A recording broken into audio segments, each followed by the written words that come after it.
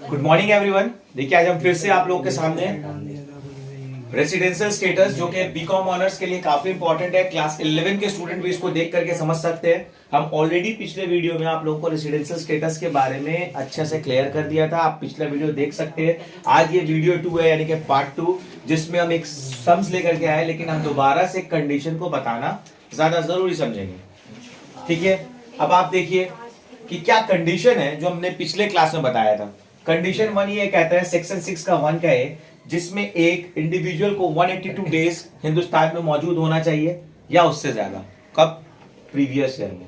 और दूसरा कंडीशन है सेक्शन 6 का 1 का सी, जिसमें ये कहा जा रहा है कि वो उसको इंडिया में 60 डेज होना चाहिए प्रीवियस ईयर में, एंड देन 365 डेज और मोर उसका लास्ट 4 इयर्स में होना चाहिए। कितने साल में? लास्ट 4 इयर्स में होना चाहिए 365 डेज और मोर। कंडीशन 2 जो है, जिसमें हम लोग समझेंगे resident and ordinary resident, resident but not ordinary resident. ये कंडीशन भी करके तब ये समझ में जाएंगे। तो ये कंडीशन कहता है कि वो इंडिविजुअल को 2 आउट ऑफ 10 प्रीवियस ईयर होना चाहिए, 2 आउट ऑफ 10 प्रीवियस ईयर होना चाहिए। और दूसरा कंडीशन है 730 डेज और more out of 10 previous year होना चाहिए।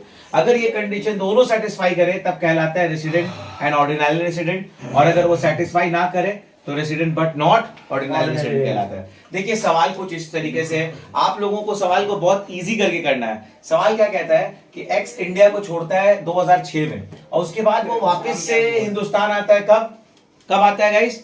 मई 2 2021 को आता है। Yes sir, correct. अब मई 2 2021 को आता है, यानी कि वो हिंदुस्तान में सिर्फ मई 2 2021 से लेकर के कब तक रहता है वो देखना होगा।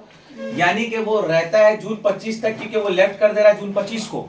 तो दैट मींस वो सिर्फ मई में रहा और जून में रहा प्रीवियस ईयर में। जो मैंने बॉक्स में लिखा देखिए आप लोग, वो मई में था और जून में था, यानी कि ऑल टुगेदर वो कितने दिन था?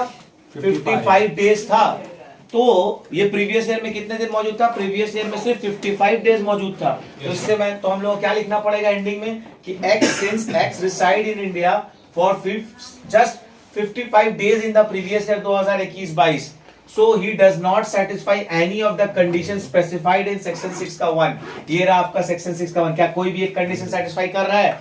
नहीं कर रहा है। so that means he is therefore non resident in India for the previous year 21-22। ये देखिए आपको हर हाल में ये कंडीशन को याद रखना पड़ेगा। रेसिडेंशियल स्टेटस आप जब भी बनाओगे आपको ये देखना पड़ेगा कि हिंदुस्तान में कितने दिन था। वो बस 2 बातें हैं, एक 182 दिन और दूसरा 60 days out of 4 previous year में। 60 डेज प्रीवियस ईयर होना चाहिए और उसके पीछे लास्ट 4 प्रीवियस ईयर में 365 डेज से ज्यादा उसको हिंदुस्तान में मौजूद होना चाहिए। yes, तो ऐसा कंडीशन तो हम लोग यहाँ पर नहीं कर पाए, इसलिए इसको रेसिडेंट इंडिया कहला दिया गया।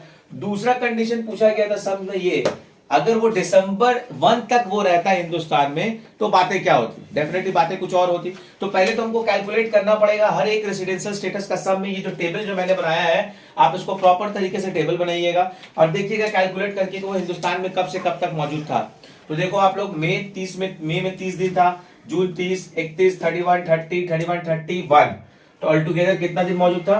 214 डेज।